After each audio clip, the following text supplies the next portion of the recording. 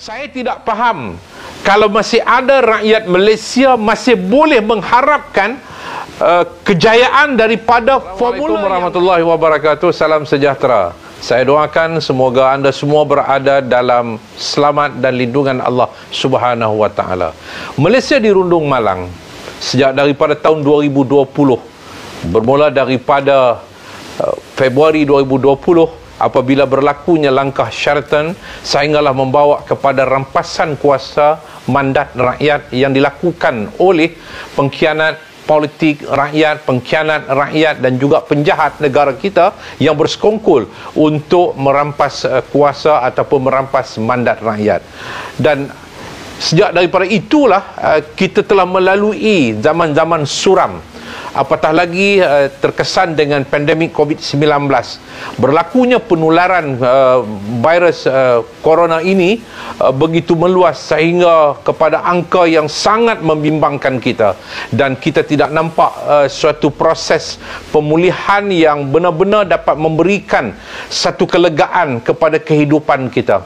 Ramai rakyat yang telah terkesan akibat daripada pandemik COVID-19 ini apabila sebahagian besar daripada mereka telah pun diberhentikan pekerjaan ataupun hilang punca pendapatan, mata pencarian dan sebagainya. Sampailah kepada peringkat ada yang membunuh diri, keretakan rumah tangga berlaku, perceraian berlaku dengan begitu meluas. Semua ini adalah akibat daripada kegagalan perancangan kerajaan yang dipimpin oleh Tan Sri Mahyidin Yassin pada waktu itu.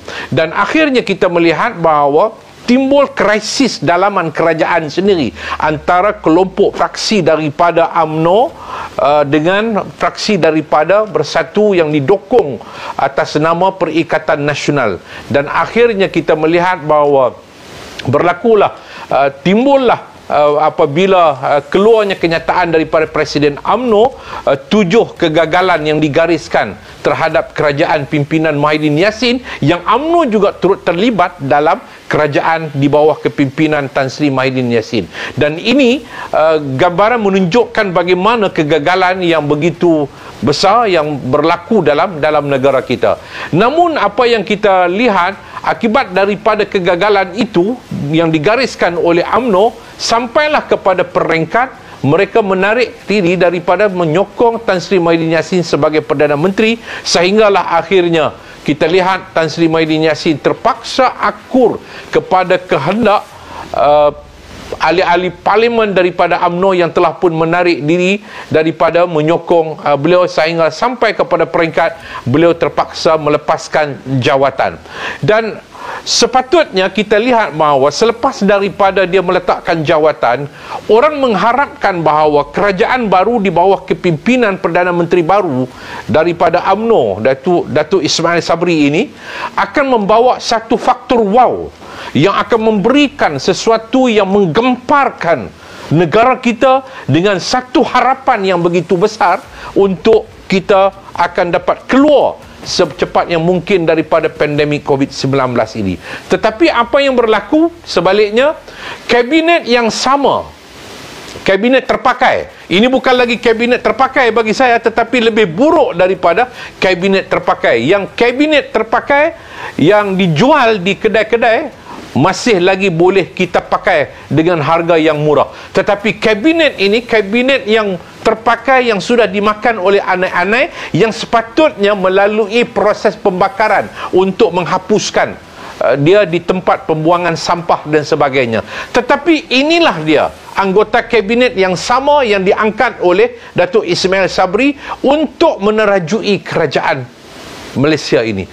Saya tidak faham kalau masih ada rakyat Malaysia masih boleh mengharapkan kejayaan daripada formula yang gagal, yang telah pun terbukti semasa Tan Sri Mahyidin Yassin mengapalai kerajaan Malaysia.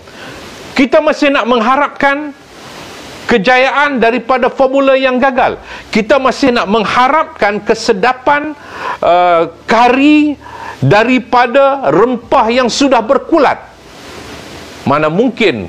Dan saya percaya bahawa apa yang berlaku pada hari ini menggambarkan bagaimana Malaysia sedang menuju kepada gaung kegagalan yang lebih besar yang akan terpaksa dihadapi oleh negara kita akibat daripada kerajaan pimpinan Datuk Ismail Sabri yang tidak dapat nak mengenal pasti apa yang sepatutnya dilakukan oleh beliau.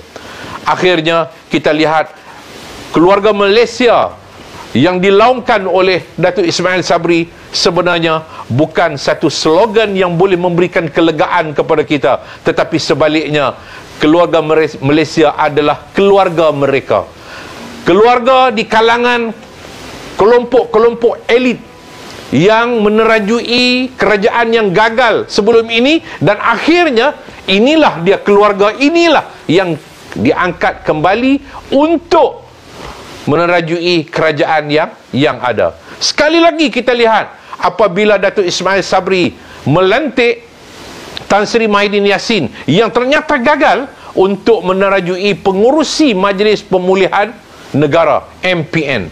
Apa yang boleh kita harapkan daripada seorang tokoh yang gagal, yang parti Datuk Ismail Sabri mengatakan bahawa kepimpinan Tan Sri Mahyidin Yassin adalah kepimpinan yang gagal. Tiba-tiba Datuk Ismail Sabri mengangkat Tan Sri Mahyidin Yassin untuk menjadi pengurusi kepada Majlis Pemulihan Negara, sedangkan Tan Sri Mahyidin Yassin memerlukan seorang jurupulih untuk memulihkan diri dia sendiri akibat daripada kegagalan kepimpinan beliau sebelum daripada ini.